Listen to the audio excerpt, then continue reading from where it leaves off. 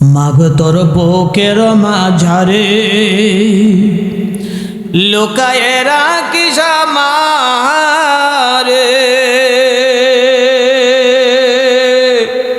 তোরে বড় ভালোবাসি, যাস না সেরে দূরে। মাগো তোর বুকের ভেতরে কত ব্যথা সয়ে মাগো আনলে ধরা,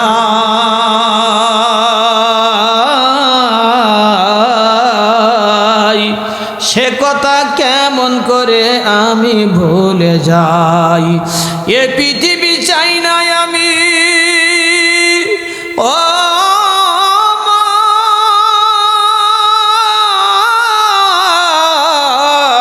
মা, এ পৃথিবী চাই না রে তুই না থাকিলে ভবে, তোরে বড় ভালোবাসি, যাস না সেরে দূরে। আমি মদিনার বাইরের দিকে তাকায়া আমি গান গাইতে লাগলাম, যেই গান আমি স্বপ্নের ভিতরে আমার স্বামীকে জড়াইয়ে ধরে গাইতেছিলাম। তবে গান গেয়েছি আমি অজ্ঞানে, আমি জ্ঞানে গাই নাই। এই জন্য ওমর আমি অন্যায় করেছি, ভুল করেছি গান গেয়ে। ওমর তুমি আমারে হাতে বাইন্দা হাত কড়া দিয়ে তুমি মদিনায় তোমার আদালতে কারাগারে বন্দি করো। ওই মেয়েটি তখন কেঁদে কেঁদে বলে, ওমর আমি যদি তোমার মেয়ে হতাম আর তোমার জামাতা যদি বাসর ঘরে তোমার মেয়েকে ফেলে রেখে দিনের পরে দিন চলে যেত, তোমার কেমন অবস্থা হয়তো। ওমর তখন চোখের পানিগুলি ফেলতেছে, দাড়ির ওপরে পড়তেছে। ওমর বলে, এ মা, এইভাবে তুমি আর আমারে কষ্ট দিও না। আমি তোমারে কথা দিলাম তোমার স্বামীকে ফিরাইয়া এনে দেব। আর এই মদিনার পার্লামেন্ট এরিয়ার ভিতরে যতগুলি সৈন্য, যতগুলি সেনাপতি যারা চাকরি করে, প্রতি মাসে তাদের ছুটির ব্যবস্থা করব বাড়িতে স্ত্রীর সঙ্গে দেখা করার জন্য। ওমরের সেই আইন, ওমরের সেই হুকুম, ওমরের সেই নিয়ম আজ গোটা পৃথিবীর জমিনে চালু আছে। ওয়াউলিল আমরি মিনকুম, একটা আয়াতের উপরে তাফসীর করতে করতে ঘটনা আনলাম। তাহলে মুসলিম শাসক, মুসলিম নেতা যদি আমাদের নির্দেশ দেয় এই মুহূর্তে যুদ্ধের ময়দানে যাওয়া লাগবে, এই মুহূর্তে অমুক ময়দানে যাইতে হবে, বাতিলেরা ময়দান দখল করেছে সেখানে আমাদের যাওয়া লাগবে, তাহলে কি করবেন? যেতে হবে তো। এটা ইমানি দায়িত্ব, এটা কোরআনের হুকুম, আল্লাহর হুকুম, আল্লাহ রসুলের হুকুম। যদি আমরা না যাই মুসলিম শাসক, তবে লক্ষ্য করতে হবে যেই নেতার ভিতরে কোরআন আছে, হাদিস আছে, আল্লাহ এবং আল্লাহ রসুলের আনুগত্য করে যেই নেতা, ওই নেতার আদেশ মানতে হবে। কথা ঠিক কিনা বলেন? ওই নেতার আদেশ যদি না মানেন তাহলে আপনি গুনাহ করবেন, আপনার ঈমান চলে যাবে, আপনাকে তওবা করতে হবে। ওই নেতার আদেশ মানতে যে যদি আপনি মারা যান, আল্লাহ রাব্বুল আলামিন বললেন, ওয়ালা তাকুলু লিমান ইয়ুকতালু ফি সাবিলিল্লাহি আমওয়াত বাল আহইয়াউ ওয়ালাকিন লা তাশউরুন। আল্লাহ বলতেছেন, যদি আল্লাহ রাস্তায় যারা নিহত হয় এদেরকে মৃত বলো না। মৃত বলতে নিষেধ করেছেন কে? আল্লাহ বলতেছেন খবরদার, ওরা কোনো কালেই মরে না, ওরা জীবিত। অন্য আয়াতে আল্লাহ বলতেছে করি, তা আল্লাহ রিজিকের ব্যবস্থা করেন। রিজিক খায় কারা? মরা মানুষ না জিন্দা মানুষ? তা যারা শহীদ হয় ময়দানে কোরআনের কথা বলতে যায়, এরা যদিও মরে যায়, আমরা দেখি মরেছে, আল্লাহ নিষেধ করেছে খবরদার এদেরকে মৃত বলবে না, এরা জীবিত। এইটা তোমরা অনুধাবন করতে পারো না। আমি এই শহীদদের কবরে রিজিকের ব্যবস্থা করি, ওরা রিজিক খায়, জান্নাতি খাবার ওদেরকে আমি সরবরাহ করে থাকি। আমরা যেন ওই কাতারে সামিল হইতে পারি, আল্লাহ যেন তৌফিক দেন। যদি প্রয়োজন হয় আগামীতে আমরা প্রস্তুত আছি তো ইনশাআল্লাহ তাআলা, ইনশাআল্লাহ। আল্লাহ কবুল করো। দুনিয়া থাকার জায়গা না,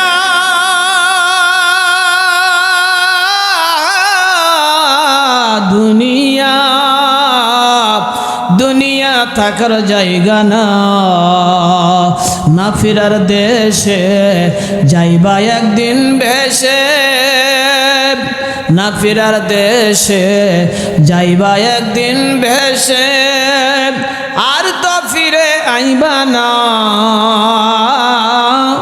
দুনিয়া থাকার জায়গা না, দুনিয়া থাকার জায়গা না, দুনিয়া দুনিয়া থাকার জায়গা না। দুনিয়ায় থাকা যাবে? থাকতে পারবেন কেউ? আমাদেরকে চলে যেতে হবে, যে কোনো মুহূর্তে যে কোনো সময়ে আমাদেরকে চলে যেতে হবে কবর জগতে, ঠিক কিনা বলেন? এই জন্য আমাদেরকে প্রস্তুতি নিতে হবে, কবরের পাথর সঞ্চয় করতে হবে। এখন তো আপনজনেরা ইবাদত আমল দিয়ে আমাদের জিন্দেগিকে গঠন করতে হবে, সাজাইতে হবে। আল্লাহ যেন তৌফিক দেন, বলে আমিন। বন্ধুরা আমার, ছোট্ট আর একটা কথা বলে আমি আলোচনা শেষ করে দিব। বন্ধুরা আমার, হযরত ওমরের ঘটনা বলতেছিলাম। এর পরবর্তীতে ওমর ওই মেয়েকে ক্ষমা করে দিলেন, আর ওই মেয়ের কাছে ওমর অনুশোচনা করল আর বলল, মা আমি আগে বুঝতে পারি নাই, তুমি কিছু মনে করো না, ওমরের বিরুদ্ধে তুমি কোনো অভিযোগ দিও না রে মা, আমি তোমার স্বামীকে আনার ব্যবস্থা করব। আর তামাম মদিনার এই পার্লামেন্ট এরিয়ার মধ্যে যত সেনাবাহিনী যারা আছে, চাকরি করে, যারা যারা বিবাহিত, তাদের প্রতি মাসে বিবির সঙ্গে দেখা করার জন্য আমি ছুটির ঘোষণা করে দিব। হযরত ওমর তিনি এইভাবে করে রাষ্ট্রের মানুষের দুঃখ কষ্ট দেখতেন। হঠাৎ করে তিনি গভীর রাতে ঘুরে ঘুরে তিনি দেখতে দেখতে মদিনার মসজিদে যখন আজান হয়ে গেল, আজান শুনে হযরত ওমর তিনি মসজিদের দিকে রওনা হয়ে গেল। কারণ ওমরের অভ্যাস ছিল প্রতিদিন তিনি বন্ধুরা ফজরের আজানের আগ পর্যন্ত মদিনার মানুষের দুঃখ কষ্ট ঘুরে দেখেছেন। আপনি কয়দিন দেখেছেন আপনার প্রতিবেশীর দুঃখ কষ্ট? হ্যাঁ বন্ধুরা আমার, বারবার ওমরা করে, টাকা আছে বলে, আছে না নেই? আছে না হুজুর? বারবার উমরা করেন, কে বলেছে আপনার করতে? আল্লাহ নবী তার জীবনে 3 থেকে 4টা উমরা করেছেন, একটাও হজ করেছেন। আপনার টাকা আছে, ইমাম সাহেব হুজুরের, দেখা যাচ্ছে অনেক মসজিদের ইমামদের বন্ধুরা আমার, তারা শরমে কথা বলতে পারে না, হাতও পাততে পারে না, কিন্তু তাদের যে বেতন দেওয়া হয়, ভাতা দেওয়া হয়, ঠিক মতো সংসার চলে না, আছে না নেই? এই জন্য আমি ইমামদের পক্ষে সব জায়গায় কথা বলি, মুয়াজ্জিনদের পক্ষে কথা বলি।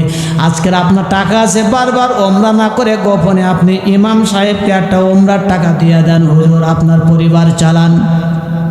বন্ধুরা আমার, ইমাম সাহেবের কলিজা খুশি হয়ে যাবে।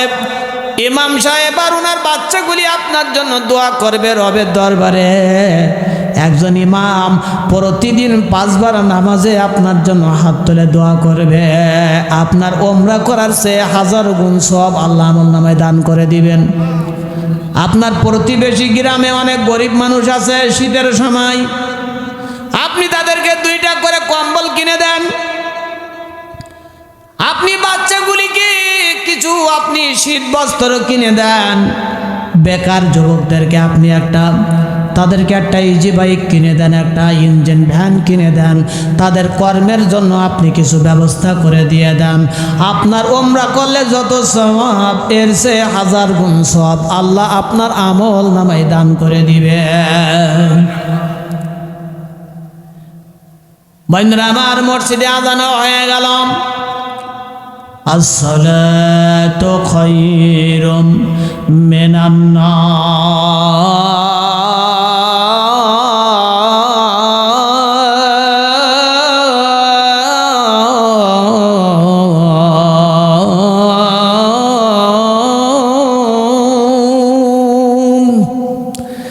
এই আযানটা কি জোহরের সময় না আসরের সময়? এইখান থেকে আসরের সময় বললো না?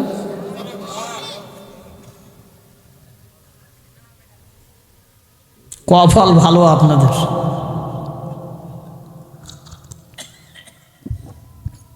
বন্ধুরা আমার, আজান শুনে ওমর মসজিদের দিকে রওনা হয়ে গেল। কিন্তু মসজিদে নববীর ইমাম ছিল আল্লাহর নবী, তারপরে আবু বকর, তারপরে ওমর। নিয়ম, ইসলামের নিয়ম হলো যিনি দেশের প্রেসিডেন্ট হবে উনি জাতীয় মসজিদের উনি খুতবা দিবেন। যিনি দেশের প্রেসিডেন্ট হবেন উনি জাতীয় মসজিদের ইমামতি করতে পারবেন, এই যোগ্যতা থাকা লাগবে। কিন্তু দুঃখের বিষয়, আমাদের বাংলাদেশ স্বাধীনের পরে এমন একজন সরকার আমরা পাইলাম না যে সরকার জাতীয় মসজিদে একটা জুমার খুতবা প্রদান করবে, জাতির উদ্দেশ্যে মসজিদে একটা খুতবা দিবে। জোরে বলেন ঠিক কিনা? এইবার রাগ হয়ে যাচ্ছেন আপনারা, বুঝতে পারতেছি। কি ভাবছেন রাগ হয়? এইগুলো কি বাস্তব কথা বললাম নাকি অবাস্তব কিছু? এই জন্য আমাদের সিদ্ধান্ত নিতে হবে। আল্লাহ সুযোগ করে দিয়েছেন, ঠিক কিনা বলেন? ও বন্ধুরা আমার, হযরত ওমর মসজিদে নববীর যখন গেটে পা দিয়েছেন নামাজে ঢুকবেন, তিনি তাকাইয়ে দেখে একটা মাসুম বাচ্চার লাশ কয়েকটা খণ্ডে খণ্ডিত করে ওখানে ফেলানো আছে। ইন্নাল্লাহা ইয়া'মুরু বিল আদলি ওয়াল ইহসান। আমার আল্লাহ নির্দেশ দিচ্ছেন, নিশ্চয়ই তোমরা মানুষের পরে ihsan করবে, ন্যায় বিচার করবে, আত্মীয়তার হক আদায় করো, মানুষের সঙ্গে ভালো ব্যবহার করবে। এটা আল্লাহ কোরআনে নির্দেশ দিয়েছেন। এই আয়াতের তাফসিরে মুফাসসিরগণ এই ঘটনাটা এখানে আলোচনা করেছেন। হযরত ওমর তাকায়া দেখে মসজিদে নববীর গেটের সামনে একটা মাসুম বাচ্চাকে কয়েক খণ্ডে খণ্ডিত করে ফেলানো আছে। ওমর যখন মসজিদের গেটে পা দিয়েছেন, তাকায় দেখে একটা বাচ্চা 12 খণ্ড করা টুকরা করে ফেলে রাখা হয়েছে, মাসুম বাচ্চার লাশ। ওমরের কলিজা আটকে উঠল। কিন্তু ওমরের কোরআনের একটা আয়াত ওমরের সামনে হাজির। কোরআনের আয়াত ডাক দিয়ে বলে, ওমর রে, বাচ্চার খুন হয়েছে এইটা দেখে লাভ নাই, বরং লাভ হবে কারা খুন করেছে ওদেরকে ধরে তার বিচার করতে পারলেই এটাই লাভ হবে। তুমি এই কাজটা করো। কোরআনের আয়াত বারবার ওমরকে বন্ধুরা যন্ত্রণা দিতেছে। ইয়া আইয়ুহাল্লাযীনা আমানু কুতিবা আলাইকুমুল কিসাসু ফিল কতলা। সূরা বাকারা। এই আয়াতে আল্লাহ বলতেছেন, এই ঈমানদারগণ, তোমাদের উপরে ফরজ করা হয়েছে কিসাস। কিসাসের ফয়সালা এটা ফরজ করা হয়েছে। কিসাস কি? নিরপরাধ মানুষকে যদি কেউ হত্যা করে, ওকে খুঁজে 24 ঘন্টার ভিতরে ধরে খুঁজে বের করে ওকে হত্যা করতে হবে দিবালোকে মানুষের সামনে। এটা হলো কিসাস। কোরআনের এই আইন যদি বাংলার পার্লামেন্টে চালু হয়ে যায়, আল্লাহর কসম বাপজান, ওই দিন আর বাংলাদেশের কোনো মায়ের বুক খালি হবে না, কোনো স্ত্রী আর বিধবা হবে না, কোনো মাকে আর বালিশে মাথা দিয়ে সারাটা রাত চোখের পানি ফেলতে হবে না, কোনো বাবাকে আর কাঁদতে হবে না, বাচ্চাদেরকে আর এতিমের মতো বাবা হারা এতিম হয়ে রাস্তায় ঘোরা লাগবে না। বাংলাদেশের এমন কোনো বনি আদম থাকবে না যিনি একটা মানুষেরও খুন করা তো দূরের কথা, গালে থাপ্পড় মারে। যদি পার্লামেন্টে কোরআনের একটা আইন চালু হয়ে যায়, আমরা মুসলমান, পৃথিবীর দ্বিতীয় বৃহত্তম মুসলিম দেশ এই বাংলাদেশ, 90 জন মুসলমান বাস করি, কিন্তু স্বাধীনতার পর থেকে আজও পর্যন্ত বাংলার পার্লামেন্টে কোরআনের একটা আইন কিন্তু প্রতিষ্ঠিত হয় নাই। আমি কি ভুল বললাম? বানিয়ে বললাম? আল্লাহর কোরআন, এই কোরআনটা থাকার জায়গা কোথায়? থাকার জায়গা তো পার্লামেন্টে। ওইখানে না রেখা বাইরে তাবিজ তুম্বার জায়গায় নিয়ে কোরআনকে স্থান দিয়েছে। বন্ধুরা আমার, কোরআনের আয়াত ডাক দিয়া বলে, হে ওমর, এই মাসুম বাচ্চা কি যে খুন করেছে ওকে ধরে নে। যদি তুমি শাস্তি দিতে না পারো, কিয়ামতের দিন আল্লাহর দরবারে কেমনে মুখ দেখাইবা? কোরআনের আয়াত বলতেছে। ওমর কাঁপতেছে থরথর করে। ওমর বাচ্চাটাকে ওইখান থেকে একটু পাশে রেখে উনি যখন নামাজে দাঁড়ায় গেল, ফজরের নামাজের ইমামতি করলেন ওমর। ইমামতি করে উনি দাঁড়াইয়া খুতবা দেয়, বলে সাহাবীরা কেউ যায়েন না, জরুরি মেসেজ, একটা বাচ্চা খুন হয়েছে, ওই গেটের পাশে ফেলানো আছে।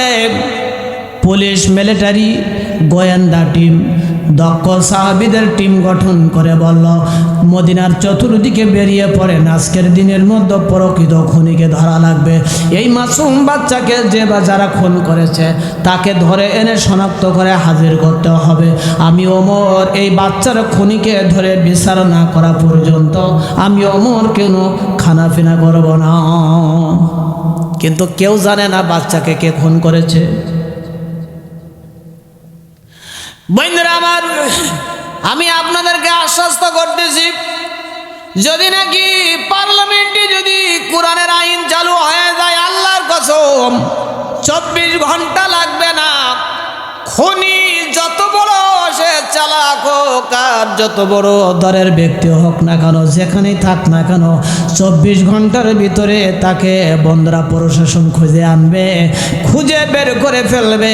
পার্লামেন্টে কোরআনের আইন চালু হয়ে গেলে খুনি যেই হোক কোথাও সে পৃথিবীর জমিনে লুকায়ে থাকতে পারবে না, যেখানে থাকবে সেখান থেকে তাকে ধরে আনা হবে। কলিজা ফেটে যেতে চায় এই বাংলার জমিনের, এই বাংলাদেশের বন্ধুরা সবচেয়ে একজন দেশপ্রেমিক।